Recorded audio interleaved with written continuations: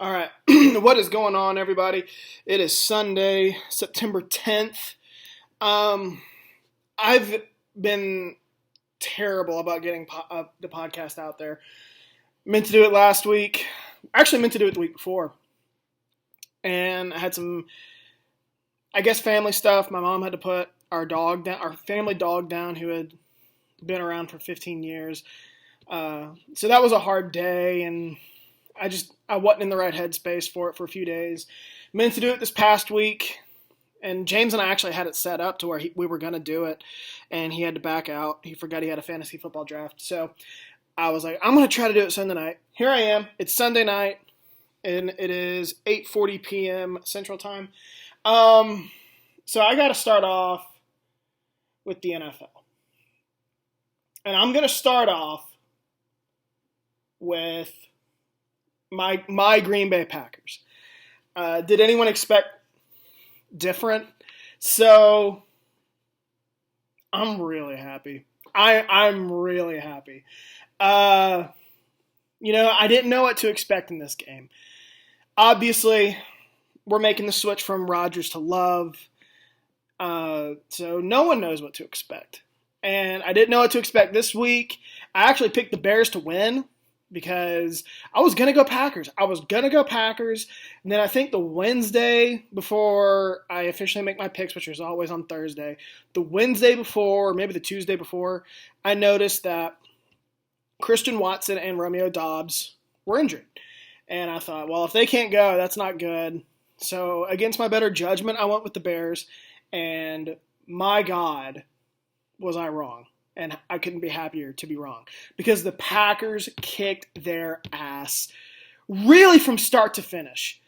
I mean, the tone was set pretty much on the opening drive of how this game was going to go. Because the Bears got the ball first, and I want to say they got a first down.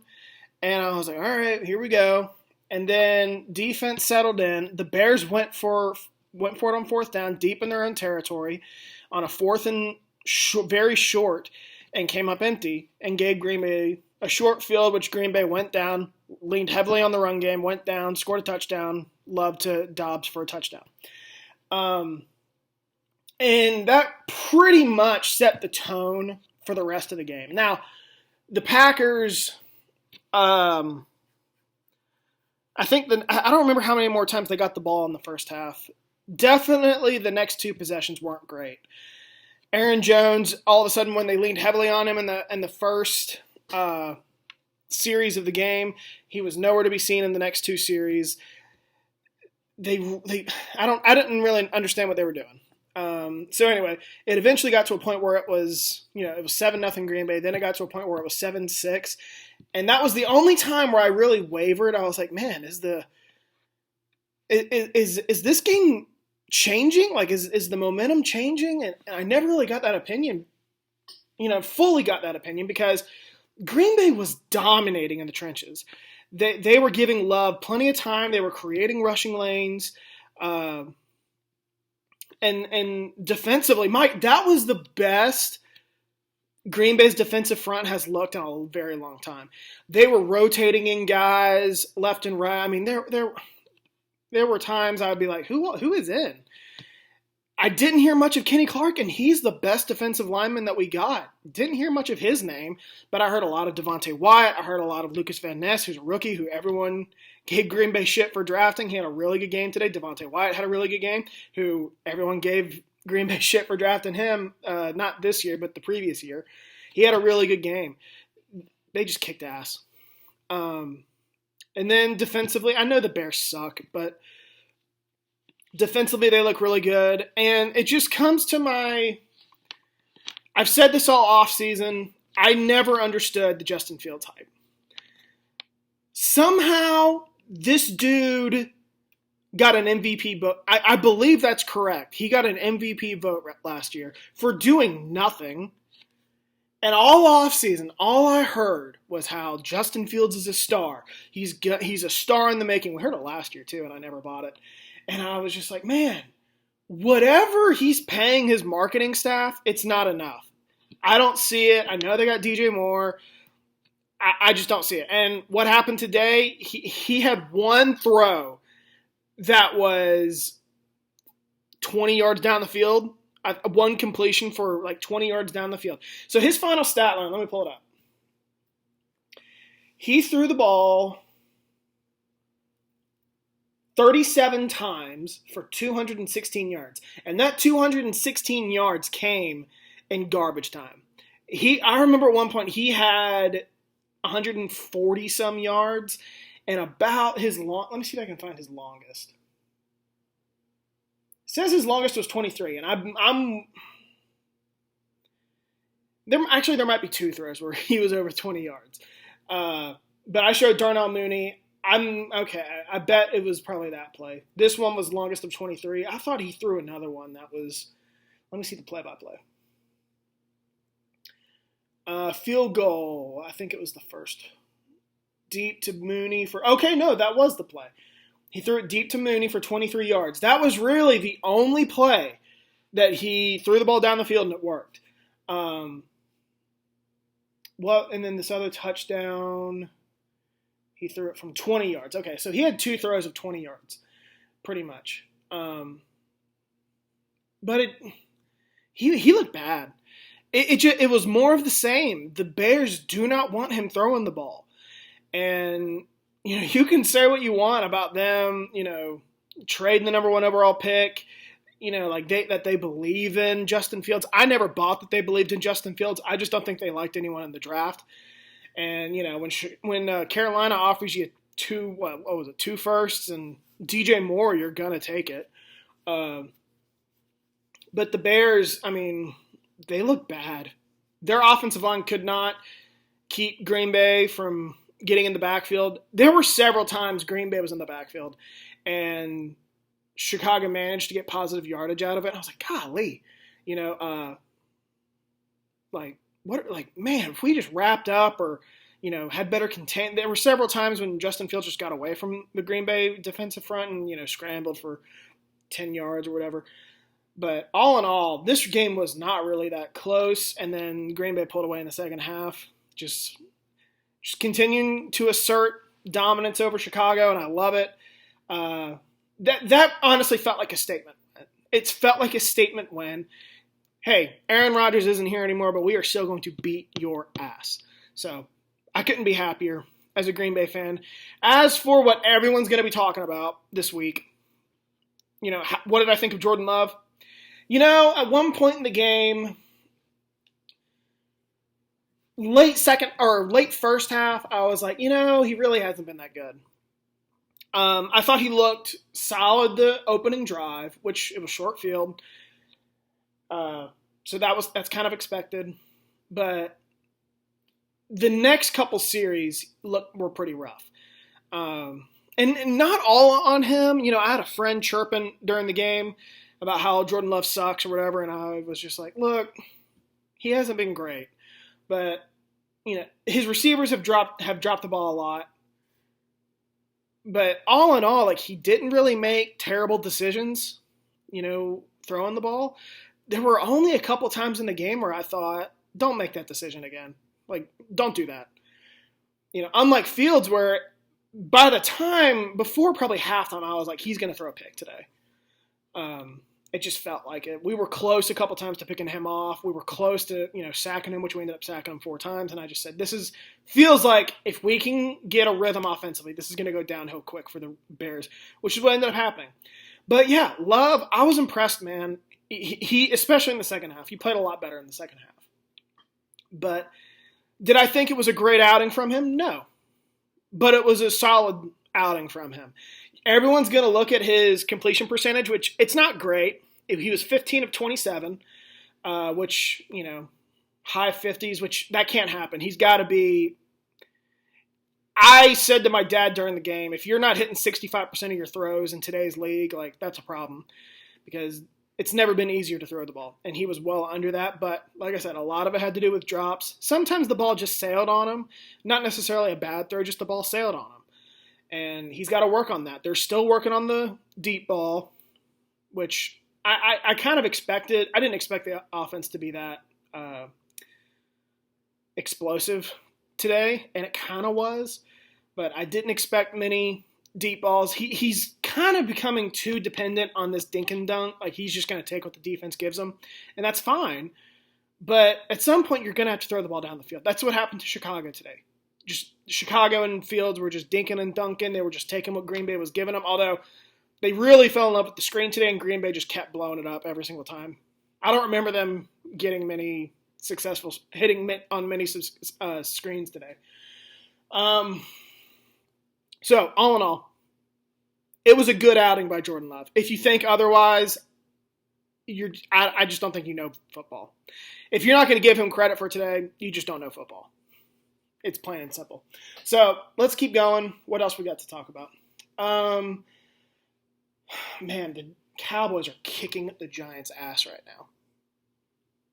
Giants are terrible. I guess I can talk about them. You know, the Giants, the Giants were a team in the preseason. Gosh, another sack. I didn't get the Giants hype. I didn't get it last year. Well, I shouldn't say that. I came to respect the Giants last year, but I just kept thinking, like, this team isn't that good. They were just winning a lot of close games. You know, they went 9-7-1 last year. 8 of their 9 wins were by one possession. 8 of their wins came by, I think I wrote a combined 43 points on my blog. So less than a touchdown. And now you're seeing, at least in week 1, what this team is. You know, Daniel Jones is not that good. And they just paid him $80 million these next 2 years. The Giants' offensive line still has a lot of work to do, even though I really like their tackles. Defensively, they're just not that good. I like some of their pieces defensively. I think they have an ascending defensive front. Secondary needs a lot of work. So this feels like a wake-up call for the Giants. Last year was kind of a fluke. I don't mean to be disrespectful, but last year was kind of a fluke. You won a lot of close games. You overperformed with a bad roster. And now you're not going to sneak up on anyone. This is the NFL. You're not going to sneak up on anyone now. People know, okay, we got to take the Giants seriously this year. And they have. And credit to Mike McCarthy, man. His ass is on the line this year. You know, whether or not people want to say that or not, I think Mike McCarthy's job is on the line. Even though he's gone 12-5 and 12-5 each of the last 2 years. But this year he made a big splash by moving on from Kellen Moore, and saying, I'm taking over play calling duties. And I think the Jones family was kind of like, okay, you do it. See what you can do. And if it doesn't work, you're gone. Well, he's showing up tonight. Dallas looks strong. Both sides of the ball, they look really good defensively, which I figured they would be really good defensively. Micah Parsons was my, pick for defensive player of the year. So, yeah, just Giants, man. I feel bad for my buddy William, who's a Giants fan. He's been running his mouth all offseason about how great the Giants are going to be. And I just kept saying, okay, we'll see. And they didn't answer. All right, so what else we got? Baltimore, kind of a struggle win against Houston. But, score, they pulled away late. I remember that. I remember seeing that game being much closer. Bengals really struggled against the Browns. It was rainy. And, I don't want to be that guy, but Burrow just, in moments like that, that's why there was a red flag about his hands during the draft process. And when you're playing in Cincinnati, you're going to be playing in bad weather. And we haven't really seen that, I don't think, until today. And, yeah, Cincinnati just didn't look good. And I know he was hurt in the preseason. And this is not me being critical of Joe Burrow. Cincinnati's going to figure it out. They're going to figure it out. They're going to be fine. And the Browns didn't really do anything special to win the game. The Bengals just didn't show up. Just terrible offensively. They lost 24-3. They averaged how many yards per play? They averaged 2.6 yards per play. That's terrible. Like, average is around 5, and they were at 2. So I don't think the Browns did anything special. Congrats to them. A lot of people are high on the Browns. I'm still not buying it, even after this week 1 result. The Bengals are going to be fine, but just like I said, you see why hand size is so important, and he really struggled with handling the ball in the game. I know it was wet, but I mean, he had to put a glove on, and he doesn't. They said during the broadcast he doesn't like wearing gloves, but he had to because he couldn't control the ball. So hand size, important. I got to talk about Minnesota. So Tampa goes into Minnesota and knocks off the Vikings, 20-17. It is amazing what happens when Minnesota doesn't win every single one-possession game like it did last year. Remember last year, everyone was like, Minnesota's the real deal, man. They're so good. Oh, they're so good. You're just a hater because you're a Packers fan. You're jealous. And I kept saying, like, James told me that several times. You're just a hater, man. You're just a biased hater. I'm like, no, I'm not. This team isn't that good. And who was proven right? Once the playoffs comes around, who'd they lose to? A mediocre Giants team. And I just went over how the Giants, had an inflated record last year. So Vikings last year go 11-0 in one-possession games. That is legit, real stat. And that never carries over to the next year. It rarely carries over to the next year.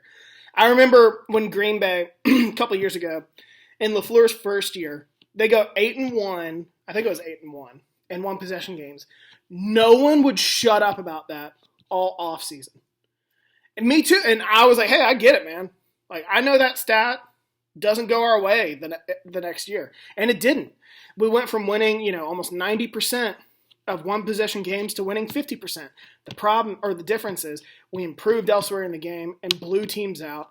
And when we played, I think, 4 one-possession games in 2020, lost 2 of them. So we were 50%.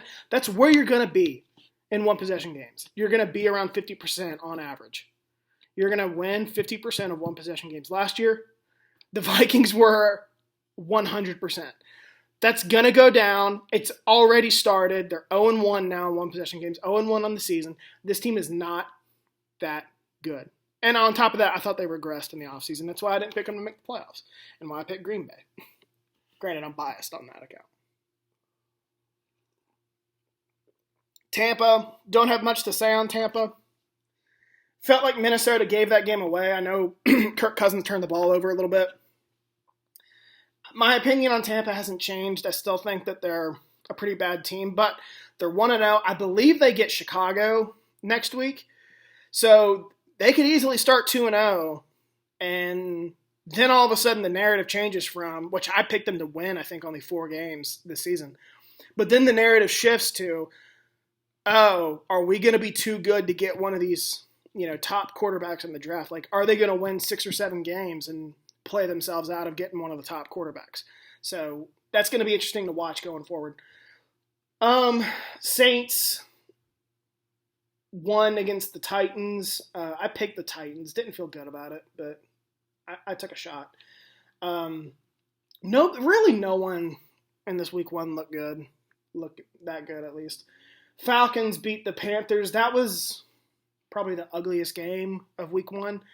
The over-under was 36 or 38, and I said hammer the under. 2 young quarterbacks, 1 a rookie, and we don't know what Desmond Ridder is.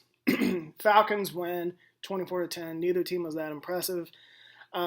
Desmond Ridder at one point, I sent it to James. I saw his stat line at one point was 8 for 10, and I thought, oh, good for him. Then I saw his yards. He had 24 yards. I thought, yikes, that is not good. He finished 15 of 18 for 115 yards. That is not going to cut it. And Green Bay has them next. I'll tell you right now, I'm going to pick Green Bay to win that game. I don't think Atlanta was a team last year that finished 7-10, and everyone is high on them this year. I think because the media is so in love with offensive weapons. That is what people talk about, and that is what the media talks about. So the media really wants to hype up the Falcons. Because the Falcons, in my opinion, have not handled their rebuild pretty well. Or well enough. They keep drafting on the perimeter, and I'm like, you gotta get better in the trenches. Now, they have a pretty good offensive line, but their pass rush is bad. Their defensive front's pretty bad outside of Grady Jarrett. Defensively, they're terrible. Quarterback position's now pretty lousy. I mean, I just said their offensive line's pretty good. They gave up 4 sacks today. That's not going to cut it. Now, they did run the ball really well. Tyler Algier, I forget how you pronounce his name, ran for 75 yards. Bijan Robinson ran for 56. They had a good day on the ground. And that is what concerns me with Atlanta as a Green Bay fan next week. Can we stop the run? Which we should. I would just dare Desmond Ridder to throw the ball. But anyway, like I was saying, the media loves offensive weapons. That has been clear for the last few years. That's why they hate Green Bay. Because Green Bay hasn't put much of an emphasis on that. But they love weapons. The Falcons have that. So the media has been like, well, watch this team. And I'm like, I just don't see it, man. Quarterback's bad. Defense is bad. Now they do benefit from being in a weak division. So they're going to have a chance to win 7 games again. But I actually picked them to win only about 6. Don't feel good about that. But this was a game I had them winning in the preseason, or when I gave my predictions, I'm pretty sure. And so my opinion hasn't really changed. I think the Falcons are overrated. If you think this team's going to win 9 or 10 games, I think you're highly mistaken. You beat a Panthers team who's figuring things out. Bryce Young wasn't he wasn't bad. He wasn't good. 20 of 38, 146 yards, 1 touchdown, 2 interceptions. And Frank Reich teams don't fare well in September. Go look at his track record. He has never won a game in week 1. I don't know what his total record is in the month of September or like the first month of the season, but it is not good. So don't fall for the Atlanta hype. That's all I'm going to say. Jags took care of business against Indianapolis. I will say, Anthony Richardson played pretty well. He finished 24 of 37, 223 yards, 1 touchdown, 1 interception. Was sacked 4 times, so that's not good. When they named him the starter, I thought it was a huge mistake. I did not think Anthony Richardson was ready to start week 1 when he was drafted. I thought he was a project. But when teams do this, it's either they feel he's ready or they're just catering to fans who want to see him. And I worried it was the latter, but it might be the first option because he played pretty well. And I'm going to give him credit. Jacksonville, that was the game they should have won. They won and covered. I'm very high on Jacksonville this year. Go look at their schedule. I could easily see them being like a Philadelphia Eagles from last year where they just, they are a really good team. They improve. Trevor Lawrence improves. I mean, Trevor Lawrence was James's pick to win MVP this year. He's really good. And I think they're going to improve a lot. They're well coached. And I could see them being like a Philadelphia last year where they just keep winning and you look at the schedule, you're like, when are they going to lose? So 49ers kicked the shit out of the Steelers. I picked the Steelers to win this game. I'm high on the Steelers this year. I picked the Steelers to make the playoffs. I expected a lot out of the Steelers this year. And Kenny Pickett for that matter. And my gosh, did they not show up week 1. Now, it is just week 1. As Josh Pate said, what did he say last week? I texted it to someone.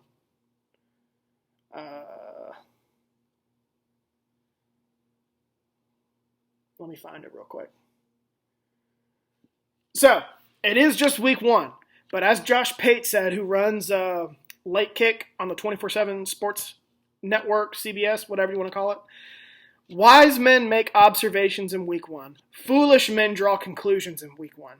Don't draw conclusions in week 1. Just make observations. My observation is the Steelers still have a lot of work to do. But my goodness, man, the 49ers kicked ass. So they Purdy finished 19 of 29, 220 yards, 2 touchdowns. I mean, good, solid outing. Christian McCaffrey had a big day. 150 yards, 152 yards, 1 touchdown.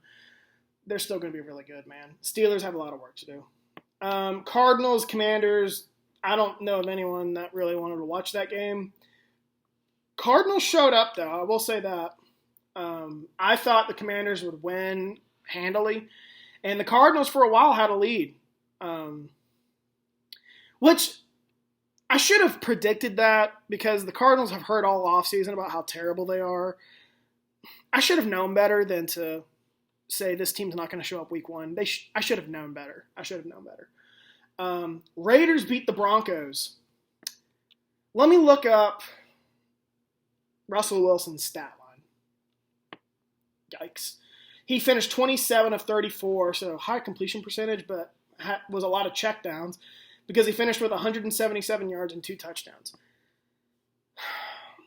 I wrote it on my blog. I didn't think Sean Payton solved Denver's issues. I'm not sure Russell Wilson's fixable.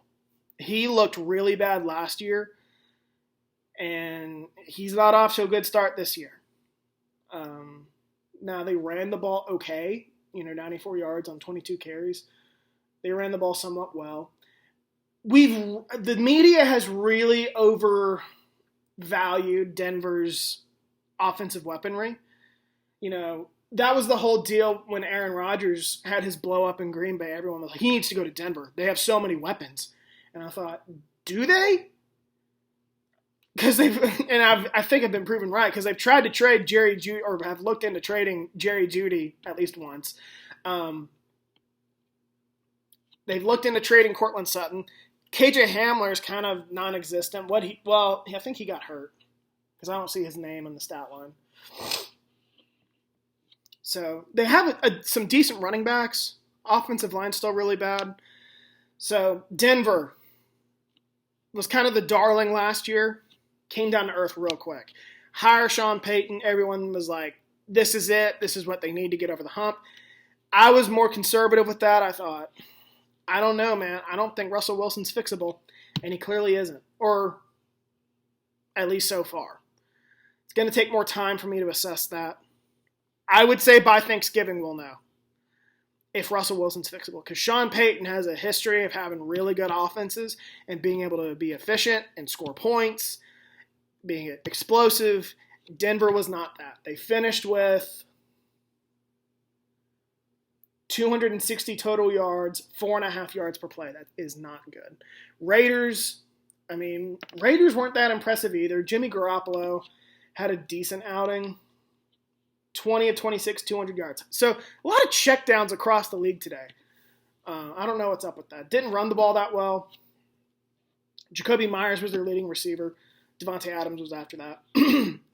So Raiders weren't all that impressive. I think it's more noteworthy how Denver played because they weren't good last year, and they're not off to a good start already this year. Dolphins, Chargers, this was easily – I didn't watch a snap of this, but this had to have been the best game of week 1. It went back and forth. It was 36-34, probably the only two teams that played well offensively all week 1. Dolphins won. I felt pretty good about that when I made my pick, and I did pick the Dolphins. The Chargers they always shoot themselves in the foot, man. They are very talented, but Brandon Staley's not a good coach. And their defense is atrocious. And he's supposed to be a defensive guy. They allowed, I think I read 500 yards of offense in this game. They allowed 536 yards of offense, 8.2 yards per play. If you, a really good number, and that is around 6. If you're around 6 yards per play, you're going to be close to number 1 in the league. They were at 8. What did I say? 8.2 or something? That's stupid good. Chargers, man. I picked them to win. The AFC is so deep that there's probably going to be a team that wins 10 or 11 games and doesn't make the playoffs, and I said it was the Chargers. They feel like the clear candidate. I'm still not sold on their offensive line. I'm definitely not sold on Brandon Staley as a head coach. I like Justin Herbert, but he doesn't have much going for him right now. Defense is bad. O-line's not great. I think his passing or his weapons are kind of old, except for Austin Eckler. So, Chargers. This could go downhill quick for the Chargers. I'm not convinced it will. I do think that they will bounce back. I do think that they will be a good team. But we've seen this go downhill quick for the Chargers in the past. Eagles took care of business against the Patriots. James was really concerned about that game.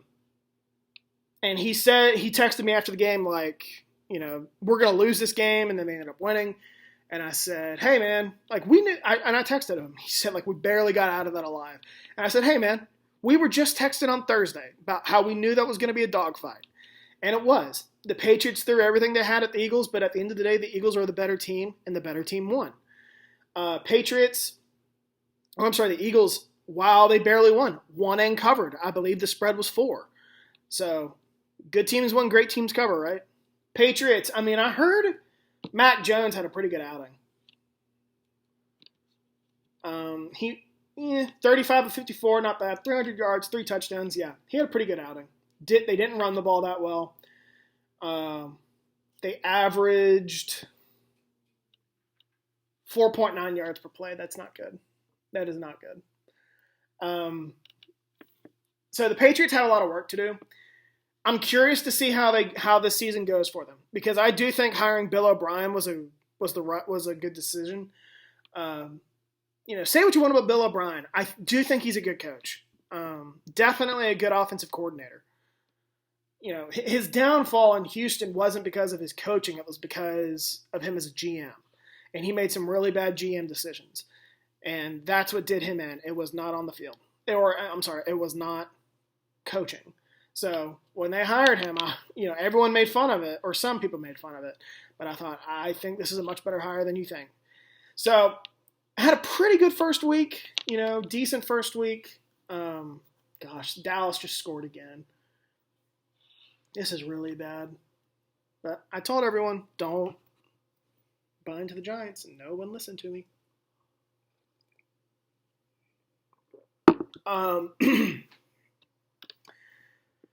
But anyway, I'm curious to see how the rest of the season goes for the Patriots, because they're a really good defense. If their offense can get going, they could make some noise. The biggest surprise, probably, of Week 1 is Rams over the Seahawks. Did not see this coming. Everything out of the Rams camp just didn't sound good. Like, Stafford was complaining about not being on the same page as his receivers. Cooper Kupp gets put on IR leading up to the game. Seattle was a good team last year. And the Rams go into Seattle and dominate. They won by 17. They averaged 5.5 yards per play. That's all right. It's not great. Stafford threw for 300 yards. They ran the ball pretty well, 92 yards on 40 carries. Tutu Atwell and Puka Nakua, I don't know how you pronounce that name, but they had big days. They both had 100 yards receiving, and then they just pounded it inside the 5 for touchdowns, looks like. Geno Smith, not a great outing. 16 of 26, 112 yards, 1 touchdown. I'm not looking too much into that. I think the Rams, they're well coached. We know that. They do have some good players on their roster. I just don't think they have any depth. So it's Week 1. I'm not going to look into it too much. Like I said, wise men make observations. They don't make conclusions. I think that's what I said, or Josh Pate said. The Rams have heard all offseason how much they suck. They showed up Week 1 and proved everyone wrong. Let me know how they do in Week 10 or 11 when depth has to come in. So that's really it. I could talk Thursday Night Football. Detroit won. Detroit's going to be good this year. They're going to be good. They look sharp defensively, which was a huge issue for them last year. Granted, Kansas City was without Travis Kelce, but they did not look sharp offensively. Without Kelsey, Mahomes looked lost. They couldn't. There was pressure on him all night. Aiden Hutchinson had a really good game on Thursday. But this goes to what I said on my blog. I don't think Kansas City is as formidable as people think this year. When they made the decision to move on from Orlando Brown Jr., I thought it was a huge mistake because they really didn't have a tackle on the roster who could slide in and, be the new left tackle. The team goes out and signs, what's his name? Jawan Taylor, the right tackle from Jacksonville. Played college at Florida. He really hasn't had a great NFL career, but they paid him because he's athletic. They thought he could maybe play left tackle while he opens at right tackle, which is probably his natural position. He did not have a good game week one. He was offsides a lot. He had a lot of penalties. And then the team doesn't really address left tackle in the draft. They go out and sign Donovan Smith, I think his name is, who played at Tampa, who was good in Tampa. But they're shuffling pieces on the offensive line. I don't think it's the end of the world for Kansas City. Obviously, it's week one. They can figure things out as the season progresses. That offensive line can get better. But they struggled week one. They couldn't keep Mahomes upright. He was running for his life, and his receivers didn't do him any favors. Kadarius Toney had a really bad game. He dropped several passes when he was wide open. Didn't hear much of MVS. I don't know if he played or not. Let's look. He did play. He was their leading receiver. They didn't run the ball. Well, they ran the ball pretty well. But Mahomes, gosh, this can't happen. This cannot happen. Mahomes ran the ball 6 times for 45 yards, and he led the team in rushing. That cannot happen if you're Kansas City. You have to, take the pressure off him. And I think they will. Like I said, it's week one. But Kansas City has got to run the ball. That's how part of the reason why they won the Super Bowl. They leaned on the run game in the playoffs. And like I said, it's September. No one's really going to do that week one. They do want to sling it. They want to air it out week one. Everyone does because the weather's good. But they got to run the ball, man. They can't have Mahomes leading the team in rushing. So I think that'll do it for NFL this week. I can go to college. The biggest story right now in college football is Deion Sanders. And I can probably touch up on some of these games from week 2, but the biggest story right now is Deion Sanders. And Deion Sanders is both, first of all, I have a lot of respect for Deion Sanders. I think he is great for college football. He is both changing the game, and I don't want to say ruining it, but he's not ruining it. But I think he is changing he's just changing the game, man. He is showing, and I talked about this with my dad after West Virginia's week 1 performance against Penn State. I said, we bought into this bullshit from Neil Brown about, this is going to be he's going to build us up and he's going to sign all these, young, talented players from high school, and he's going to build the roster that way. And then, his second year, and I don't really blame him, but his second year at the program, the transfer portal takes off. 1,000 guys, have been entering the transfer portal every offseason since then. NIL picks up. He's not ready for it. So, like I said, I think he had a vision, and it was derailed with the transfer portal and NIL occurring, early in his tenure. And I cut Brown a little bit of slack, but what I'm saying here is Deion Sanders is showing you don't have to do this. You don't need 3 years.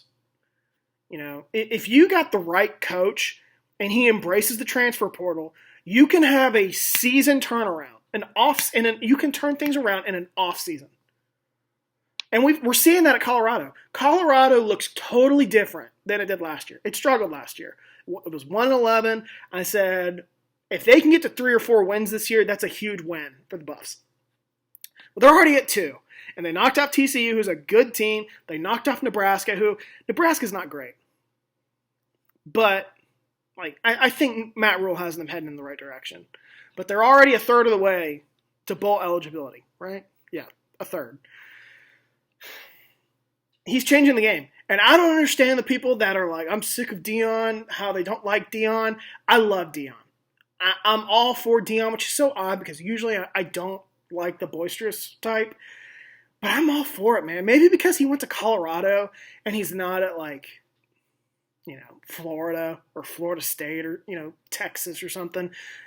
Like he was rolling at Jackson State and he had interviews with Power 5 jobs. I remember his name coming up for the TCU job. I remember his name coming up for the Auburn job. I don't really think this now, but at the time I thought South Florida, because Colorado and South Florida opened up at the same time, and I was like, go to South Florida, man. That's a better spot for you. That's where you're from, basically. He's from the Fort Myers area, I think. South Florida is right there in Tampa, right down the road, or right up the road from Fort Myers. I was like, that's a better spot for you. Go there. Don't go to Colorado. He goes to Colorado, and I couldn't be more wrong. He's getting it done.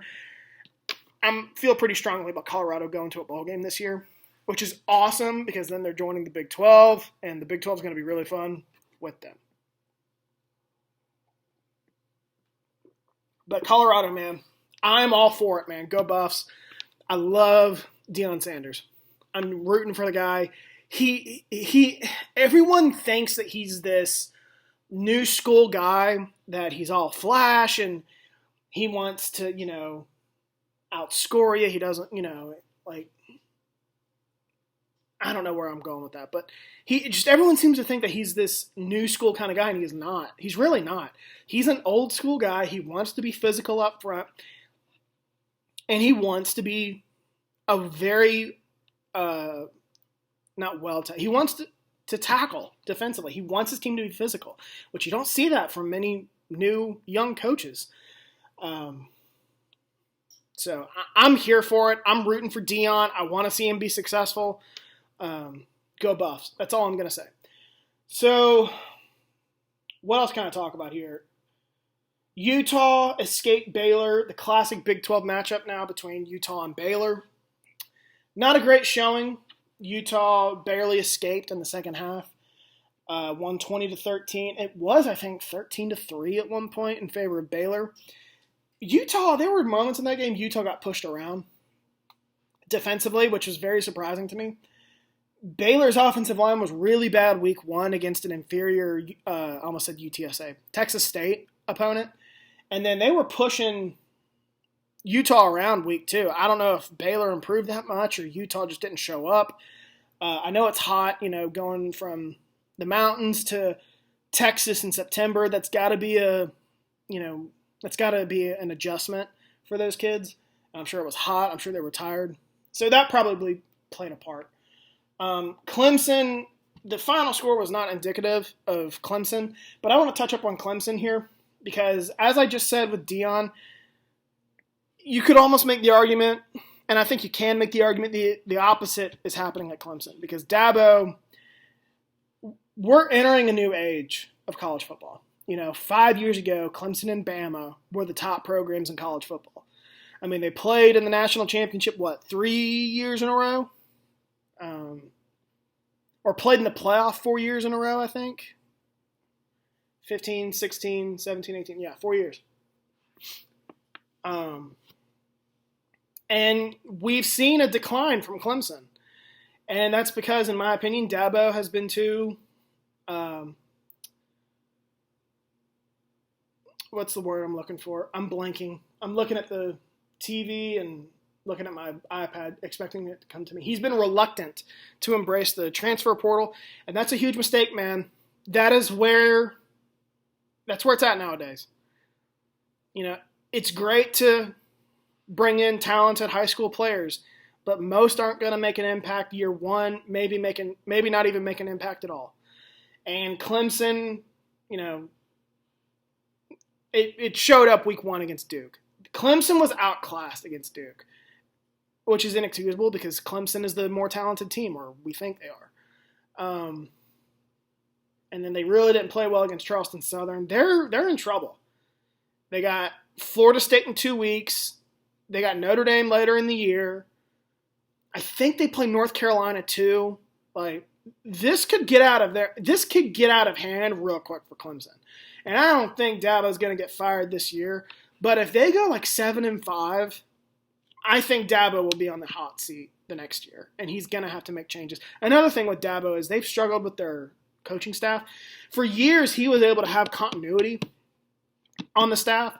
Like, how long was Venables there? How long was his offensive coordinator there? I forget his name. I want to say it was Jeff Scott. And now he took the head coaching job at South Florida and didn't do very well, and then he got fired. But he had continuity on his staff. And then now they're all gone. And I think you're seeing what Clemson football is when he can't have that continuity on his staff while also not embracing the transfer portal. I'm not giving up on Clemson, but they don't look good right now. Trying to look at the other big one, and I'll end it with this one. Texas and Alabama. That I'm not ready to say that the dynasty is over in Tuscaloosa. You know, I made fun of people who said that last year because Bama lost 2 games and didn't appear in the SEC championship, and you know, just only went to the Sugar Bowl, which I would give my hang on. Okay, I had an alert on my phone. I'd give my middle nut to go to the Sugar Bowl any year, not every year, but any year. Anyway, I made fun of the people who said that the dynasty was over. It's not. I'm not ready to say that it is. But Saturday was eye-opening. Texas went in there and pretty much kicked Alabama's ass. They ran the ball. They settled in. Bama was running the ball really well during the game. But they finished with only 107 yards on 35 carries. And early in the game, they were able to run the ball. Texas settled in and was able to stop the run. Jalen Milroe doesn't seem to be a great quarterback. It's only week 2, but he struggled. 14 of 27, 255 yards, 2 touchdowns, 2 interceptions. They got to be better, obviously, offensively. But Texas just kicked their ass, man. They're really talented on the perimeter. I said in the preseason that I've said for a few years now, not when they hired Sark, but once I saw him start recruiting at Texas, I was like, this feels different. Hang on. I think Texas is going to be legit real soon. Well, Texas has arrived. I'm not going to say that they're back, but because that's laughable at this point. But Texas is legit. I didn't think they'd win this game, and they won by 2 scores. And it really wasn't that close. You know, despite what the scoreboard indicates, like there was a point where Bama was kind of in the game, but it really didn't feel that way. But I'm curious to see how Bama responds, because their schedule isn't great. Like, it's not that hard. I mean, they got Ole Miss in a couple of weeks. They go to Mississippi State, which that might be tricky. They go to A&M, which I know A&M didn't have a great week this past week, but I think that they're pretty good. They got Tennessee coming to Tuscaloosa, LSU, and then Auburn didn't look great, but you never know in that game. If they have another year of 10-2, I will probably start having the conversation that the dynasty is over. Because that would be, or at least their days dominating college football are over. Doesn't mean they can't be really good. Doesn't mean they can't be a playoff team. Doesn't mean they can't go to the Sugar Bowl, you know, or a New Year's Six Bowl, almost said BCS, or a New Year's Six Bowl every year. But the days of them dominating college football will be over at that point. But I'm not quite ready to say that yet. It's a long season. They didn't look great, but it's a long season. I like their staff, and I'm not going to start doubting Nick Saban anytime soon. But like I said, if they lose another game, it's time to start having that conversation, like legitimately. I don't like having the conversation now, but another loss, definitely 2 more, because then that would be, you know, 1 national championship for Bama since 2018.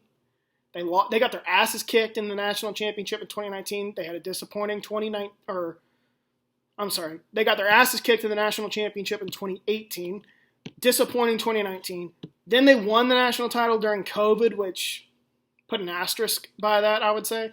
2021, what did they even do in 2021? I don't even remember.